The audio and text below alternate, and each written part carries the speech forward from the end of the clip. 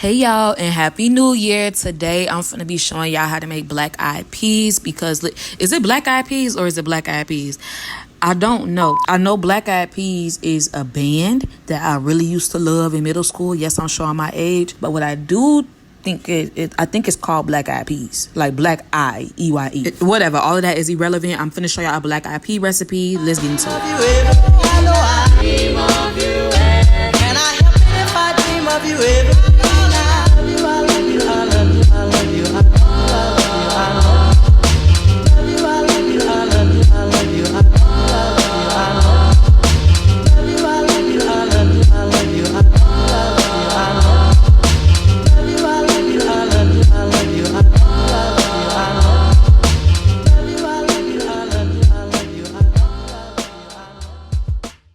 Okay, so as always, the ingredients will be listed down below.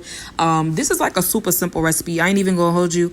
I looked up the recipe on the back of these Dixie Lily Black-Eyed peas. Oh, you see right there, it say Black Eye. So it's Black Eye EYE peas. Don't matter. I looked on the back of these Dixie Lily brand Black-Eyed peas I got from Walmart. You can get them at Kroger. You can get them at the farmer's market. You can really get them everywhere. And I just kind of jazzed it up a little bit. Like when I make my black-eyed peas, I use either smoked turkey meat or like andouille sausage. It just really depends on the vibe I'm going for.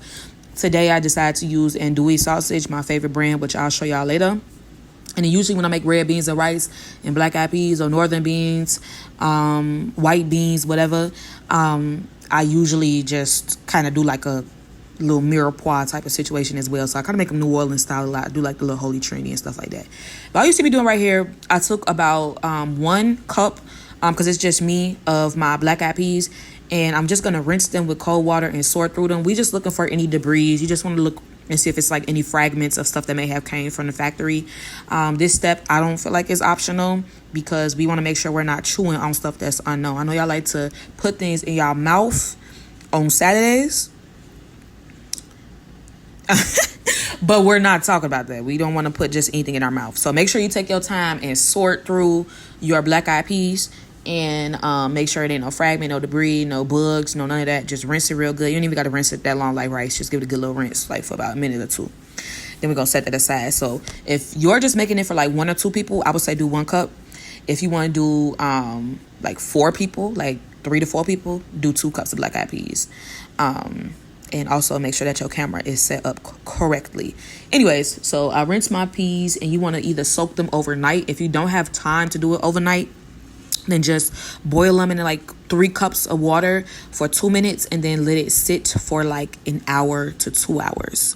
But you ideally want to soak your beans in like 4 cups of water overnight. But when you don't have time, that's fine. You can do the quick soak method, which I'll put the different methods of soaking your beans. You could even do a pressure cooker as well. A pressure cooker cook everything the same day. You don't have to do no soaking. You don't have to do nothing.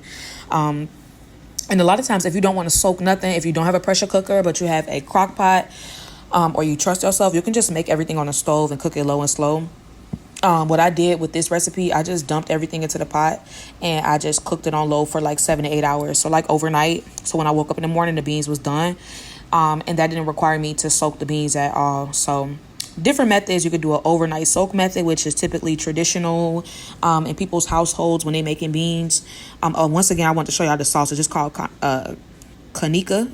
Somebody corrected me on it, and I'm like, girl, I didn't know that. But the andouille sausage I use for all of my recipes when I feel like eating pork, which I feel like eating pork all the time, is kanika, and I think it's made in Alabama. It's so good. It's the best andouille sausage ever. If you're from New Orleans, go ahead and tell me what you feel like the best andouille sausage is, because I'm open to like whatever y'all opinion is when it comes to like Creole recipes. But yes, so anyways, once you pick your method of soaking your beans or preparing your beans, we're going to prep our ingredients. So you saw me on the screen just cutting celery, onion, bell peppers. You can use red bell peppers, green bell peppers, yellow bell peppers. It's up to you. If you don't like bell peppers, then don't do it.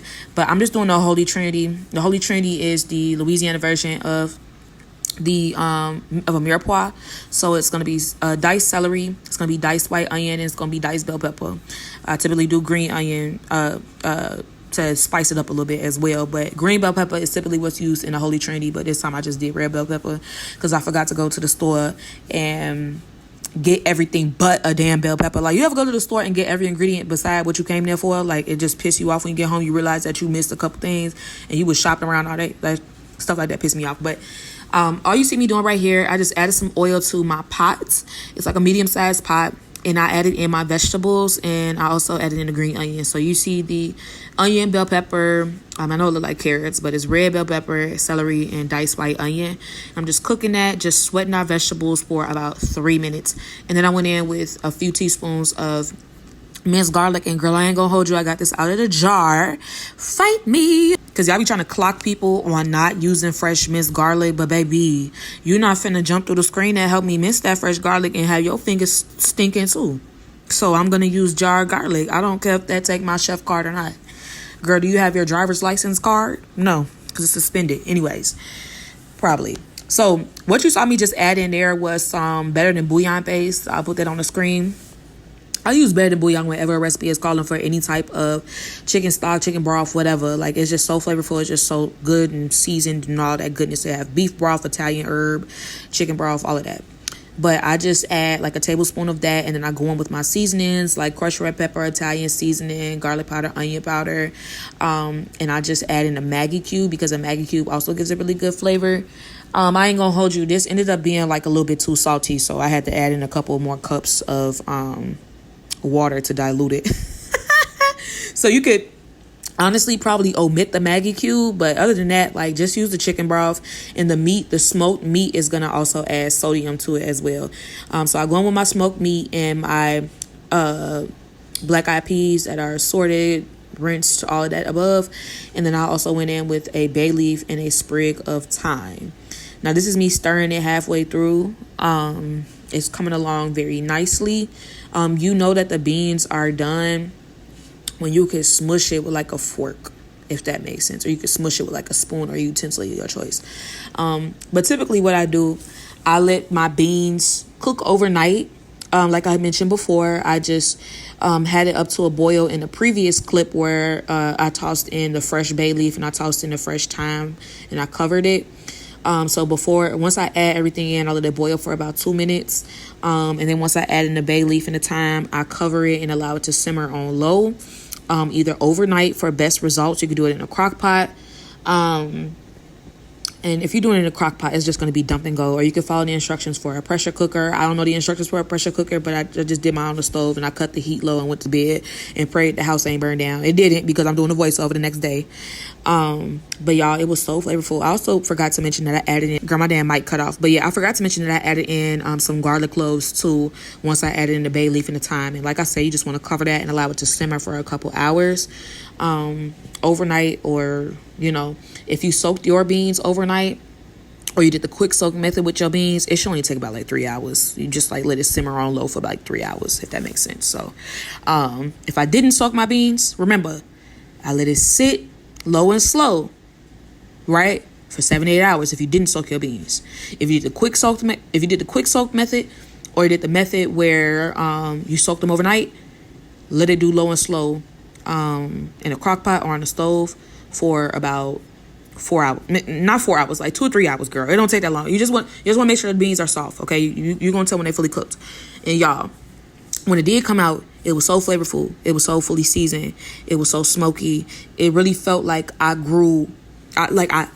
Listen, it really felt like I was somebody big mama the way I had it. And I had to double back and show y'all this clip because it was so good.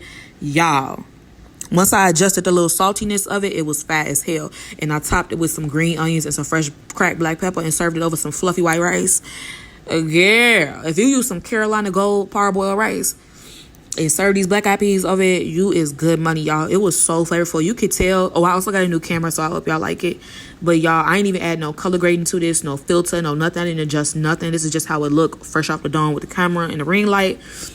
So flavorful. So like I mentioned before, you can do whatever type of smoked meat that you prefer. I just like andouille sausage, and I also recommend even doing smoked turkey meat, but I ain't want to do both because I ain't want to die of cardiac arrest.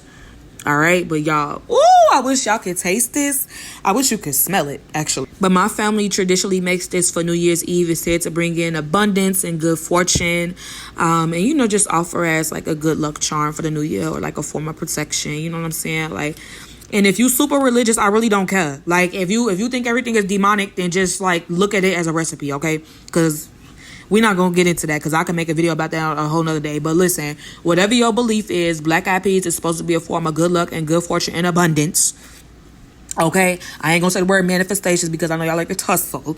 But black-eyed peas, you want to make those on, is it New Year's Eve or New Year's Day? Girl, I don't even know my own superstitions. Regardless, thank y'all for watching. Comment down below what you want to see me make next, because y'all, we almost at 20,000 subscribers and we gonna do a giveaway. Okay, love y'all. Happy New Year. Bye.